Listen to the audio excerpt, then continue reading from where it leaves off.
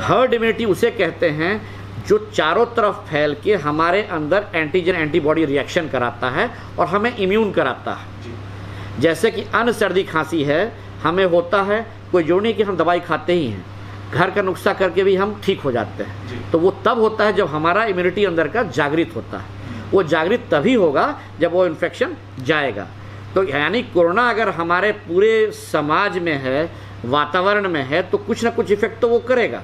लेकिन इफेक्ट करने का फ़ायदा ये हो कि हमारी शारीरिक क्षमता जो है वो बढ़ेगी और हम उसको ओवरकम करेंगे, और जैसे ही ओवरकम करेंगे तो इसी को हर्ड इम्यूनिटी होता है। सर, आज खास तौर से जो पुष्प वर्षा हुई है और चारों तरफ जो तमाम स्वास्थ्यकर्मी हैं, इसके अलावा जो कहें कि ओवरऑल जो कोरोना वॉरियर्स हैं, उस पर आपकी क्या राय है, मतलब क्या सोचते हैं? देखिए, ये सरकार की बहुत अच्छी पहल है लोगों का मॉरल हाई करने के लिए, डॉक्टर्स का, पैरामेडिकल स्टाफ का, सफाई कर्मचारी का, जितने लोग भी कोरोना संक्रमण में अपनी सुविधा दे रहे हैं, अपना काम कर रहे हैं, उनको प्रोत्साहित करने का। दो तरह की जंग होती है।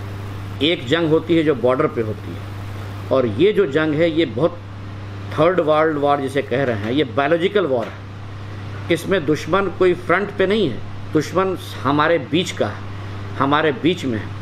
उसको जल्दी आइडेंटिफाई करना, यानी कोरोना को जल्दी आइडेंटिफाई करना और उसको ट्रीट करना। दूसरी मुश्किल जो है वो ये है कि जो मानक है कि सर्दी खांसी बुखार वाले को ही कोरोना होता है, ये दिग्भ्रमित करने वाला है। हमारे आईजीएमएस के आंकड़े बता रहे हैं कि जो लोग कैंसर से पीड़ित हों, जो लोग टीबी की बीमारी से पीड़ित हों, या जो लोग लिवर की बीमारी से पीड़ित हों, या किडनी की बीमारी से पीड़ित हों, ऐसे मरीजों की तादाद बहुत ज़्यादा है, खासकर बिहार में। और ऐसे मेरी जितने भी मरीज़ हैं उनमें अपनी क्षमता नहीं रहती है, यानी उनकी इम्यूनिटी लो रहती है। और वैसे ही मरीज़ों में कोरोना संक्रमण कर रहा है जिनका इम्यूनिटी लो रहता है और जिनमें कोई कोरोना का सिम्टम नहीं है। तो परिवार के लोग भी सोचते हैं कि इसे संबंधित बीमारी जो है, टीबी या कैंसर या किडनी या लिवर प्रॉब्लम है, उनके मन में भी कभी कोरोना का शंका नहीं रहता है। लेकिन हमने जो आईजीएमएस में कर दिया है कि जो भी एडमिट होगा, चाहे वो किसी बीमारी से पीड़ित हो, उसका हम फ्री में कोरोना टेस्ट कर रहे हैं, कोई पैसा नहीं लिया जा रहा है। फ़ायदा ये है कि हम पता कर पा रहे हैं जल्दी से जल्दी कि इनको कोरोना है या नहीं है, और अगर है तो उसकी समुचित इलाज जल्दी हो सके ताकि उनका जीवन बच सके। तो ये हमारी प्राथमिकता है। सर, इसमें एक चीज़ और ख़ास तौर से पूछनी है, क्योंकि मैं वहाँ से एक लाइव भी कर रहा था, या बहुत सारे लोगों का कंसर्न है कि सरकार पुष्प वर्षा कर रही है, बजाय इसके कि तमाम बिहार उसमें सबसे पिछड़े हुए राज्यों में से एक है, जिसके पास नंबर ऑफ पीपीई किट्स भी नहीं है कि वो अपने डॉक्टर्स को, तमाम स्वास्थ्य कर्मियों को, या इसके अलावा भी तमाम कोरोना वॉरियर्स को दे सके। तो उस समय ये पुष्प वर्षा का क्या औचित्य है?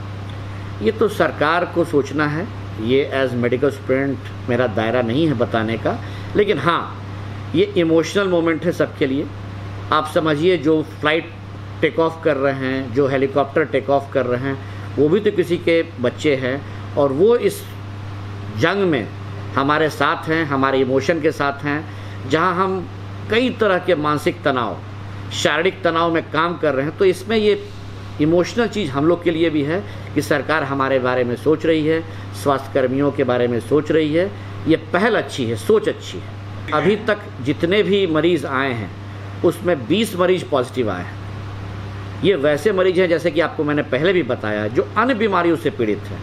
इनको कोरोना का जो मानक कोई भी लक्षण नहीं है। यहाँ से स्वास्थ्य कर्मियों या सफाई कर्मियों के भी संक्रमित होने के जो मामले आ रहे हैं? देखिए, ऐसा है कि कोरोना तो बाद में आया, इलाज हम लोग पहले से कर रहे थे।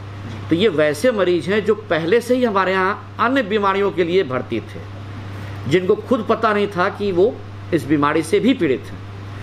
तो जैसे ही किट्स मुझे मिली तो मैंने पहले नए पेशेंट्स का टेस्ट करना शुरू किया, तो उसमें भी पता चलना शुरू हुआ।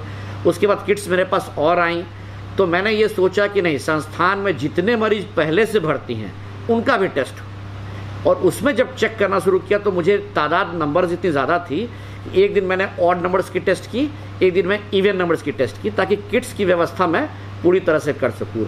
और वैसे मरीज जो पहले से भर्ती थे उनमें जब टेस्ट किया तो वैसे 3 मरीज आए जो कि पहले से किसी अन्य बीमारियों के लिए, एक टीबी की बीमारी से, दूसरा लिवर की बीमारी से, और तीसरा जो है वो अन्य बीमारी पेट की दर्द से भर्ती था।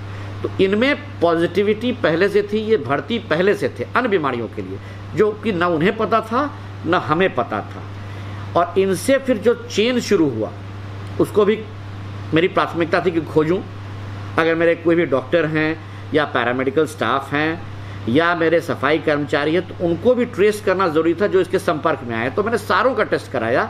ऐसे कोई 80 डॉक्टर स्टाफ हमारे यहाँ थे और उन 80 डॉक्टर स्टाफ में एक मेरा नर्सिंग स्टाफ, एक मेरा लैब टेक्नीशियन या अल्ट्रासाउंड का टेक्नीशियन जिसे बोलते हैं वो, और एक सफाई कर्मचारी, ये 3 पॉजिटिव आए। अगर हम इनको छोड़ देते, टेस्ट नहीं करते, तो ये दूसरे को भी संक्रमण कर सकते थे। ऐसा कोई नहीं है कि इसे स्वस्थ नहीं हो सकता, हाँ, लेकिन पकड़ना ज़रूरी था। अगर हम नहीं पकड़ते तो ये बीमारी चलते बढ़ते चली जाती। नहीं, हमारे यहाँ पीपी किट्स की कोई कमी नहीं है। हमारे जितने भी स्टाफ हैं उनके लिए पीपी किट्स अब उपलब्ध है। मानक है कि हर जगह पीपी किट की ज़रूरत नहीं पड़ती। जो लोग डायरेक्ट संपर्क में हैं, जैसे जो ऑपरेशन कर रहा, पॉजिटिव है नेगेटिव है वो मतलब नहीं, लेकिन वो ऑपरेट कर रहा, तो जब बेहोशी की दवा दी जाती है तो डायरेक्ट संपर्क में रहता है। या कोई एंडोस्कोपी कर रहा हो, या कोई ईएनटी में मुंह में डाल के मशीन देख रहा हो, नाक में डाल के मशीन, तो वो डायरेक्ट कांटेक्ट हो गया, जहां एकदम आप नज़दीक है मरीज के। या डेंटल का काम, आप जानते हैं कि टेबल रहता है, कुर्सी रहता है, उस पर पेशेंट रहता है और डॉक्टर उसके बिल्कुल नज़दीक रहता है, तो वैसे में संपर्क का जो एरिया होता है वो काफ़ी नज़दीक हो जाता है। वैसे लोग में पीपी किट की ज़रूरत पड़ती है, अन्यथा सब जगह पीपी किट की ज़रूरत नहीं थी। आप लोग भी हर जगह काम कर रहे हैं, लगातार घूम रहे हैं, कवरेज कर रहे हैं, तो ऐसा तो नहीं है कि आप फर्श में पीपी किट में घूम रहे हैं। तो ये हवा में है, तो ऐसे में तो जो भी बाहर निकला उसको संक्रमित हो जाना चाहिए, लेकिन वो तो नहीं हो रहा है। ऐसा भी देखा जा रहा है कि ऐसा नहीं किसी में कोई मरीज में पॉजिटिव है तो पूरा रूम का रूम पॉजिटिव हो जा रहा है, वो भी बात नहीं है। लेकिन हाँ, हमें सतर्कता रहना है, हमें जागरूक रहना है, हमें सफाई करनी है, ये प्राथमिकता होनी चाहिए। आमतौर पे ऐसा देखा गया है जो भारत के में जो कोरोना से पॉजिटिव है लेकिन उनमें लक्षण नहीं दिखाई देते, बिल्कुल। तो ये कितना मुश्किल हो जाता है मेडिकल टर्म में आप लोगों के लिए या खुद उनके लिए, क्योंकि अगर मान लीजिए किसी को सर्दी खांसी होता है तो वो एक समय सोचता है जो कोरोना टेस्ट करा ले, अगर नहीं होता है तो फिर नहीं आता है, लेकिन उसमें कोरोना तो रहता है। तो ये कितना मुश्किल है मेडिकल के लिए और आप लोगों के लिए। यही मैं कह रहा हूँ कि इसमें जो बीमारी ऐसी है ये, हाँ। कि हमारे चारों तरफ है।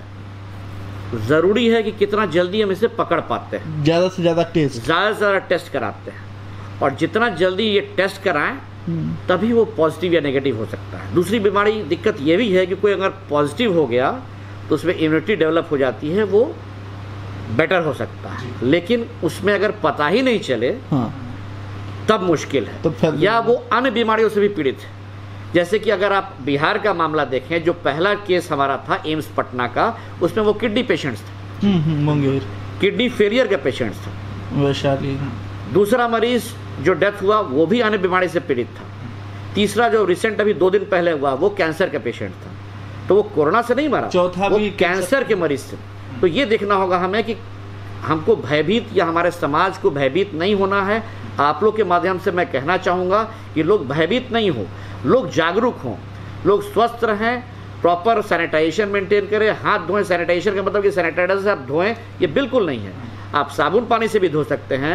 आपके पास मान लीजिए मास्क नहीं है, आप रुमाल से भी ढक सकते हैं, क्योंकि बैरियर चाहिए, बैरियर बचाव है, वो आप कैसे भी कर सकते हैं, उसको फॉलो करना है।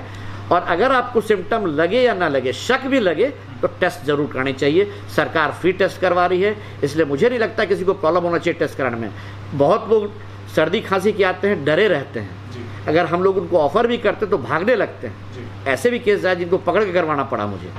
तो लोग को भागना नहीं है, क्योंकि अगर वो भाग रहे हैं तो उनको समझना पड़ेगा कि वो दूसरे को भी संक्रमित कर रहे हैं, ये ध्यान देने की जरूरत है।